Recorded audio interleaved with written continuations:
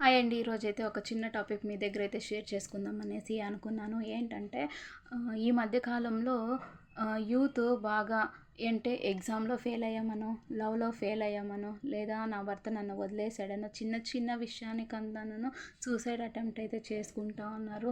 మనం లైఫ్‌లో అనుకున్నది అనుకున్నట్టు జరిగితే దాన్ని లైఫ్ అనేసి అయితే ఎందుకంటాం చెప్పండి?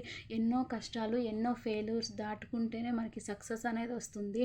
సో, ఆ సక్సెస్‌ని వెతుక్కుంటూ వెళ్ళాలే కానీ, ఇలా పిరికివాళ్ళలా ఆత్మహత్యలు చేసుకోవడం ఇవన్నీ చాలా తప్పు కదా!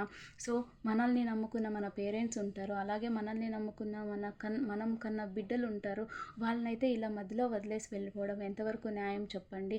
అది ఎంతే కష్టం రాని మనము నవ్వుకుంటూ మనకి దేవుడిచ్చిన చిన్న జీవితంలో మనము హ్యాపీనెస్‌ని ఎదుక్కుంటూ వెళ్ళాలే కానీ ఆత్మహత్య అనేది చాలా తప్పు, నేరం కూడా. దీని గురించి మీ అభిప్రాయం అయితే ప్లీజ్ కామెంట్ చేయండి.